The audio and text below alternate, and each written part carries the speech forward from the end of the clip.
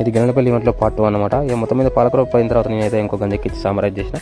మేమైతే ప్రతి కూరగాయల వంటలో కళ్యాణకి అయితే ఖచ్చితంగా వాడతాం. కళ్యాణకి లేని కూరగాయల వంట చేయం. మొత్తం మీద సాంబార్ కూడా కానైంది. అయిన తర్వాత మాకైతే వాళ్ళైతే తినడానికి బక్సులు అయితే పట్టుకొచ్చారు. ఇవైతే బెల్లంతో చేసారు, మంచిగా నెయ్యి వేసి కాల్చారు. టేస్ట్ అయితే మస్తు ఉన్నాయి. ముగ్గురం కలిసి మంచిగా దంచిన తర్వాత నేనైతే 40 కిలోల మసాలా వేసేద్దామని బియ్యం అయితే కడిగి నానబెట్టా. బియ్యం అయితే మంచిగా నానతానే అని సరిపడా మాల మసాలా వేసి ఎసరు పోసి అయితే ఉంచిన. కట్టెలు అయితే బీవచ్చంగా మనదాని, ఎండ కూడా పొల్లు కొడుతుంది. ఇక మొత్తం ఎసరు అయితే చెప్పని వచ్చిన తర్వాత బియ్యం తీసుకొచ్చి అందులో అయితే వేసిన. అన్నం కూడా తొందరనే అయింది. అయిన తర్వాత ఒక్కనే గంజి దించి కింద అయితే పెట్టిన. ఇక పక్క పంటి ఇంకో గంజి మీద ఒక 5 కిలోల వంకాయ కూర వండిన. అది అయిపోయిన తర్వాత ఇక పెరుగు అయితే మంచిగా క్యారెట్ వేసి కలిపిన. నేనైతే ఖచ్చితంగా పెరుగులో క్యారెట్ అయితే ఖచ్చితంగా తురిమేస్తా. ఎందుకంటే టేస్ట్ కూడా మస్తు ఉంటుంది, చూడడానికి కూడా లుక్ కూడా బాగుంటుందని. ఇక మొత్తం మీద వంటలు అయితే అయినాయి. భోజనాలు కూడా స్టార్ట్ చేశారు. అయిన తర్వాత నేను కూడా వాళ్ళతో పాటు 4 బుక్కలు అయితే తిన్న తర్వాత ఇక మన వీడియోని అయితే నచ్చినట్టయితే లైక్ కొట్టి, షేర్ కొట్టి, కామెంట్ పెట్టుర్రి.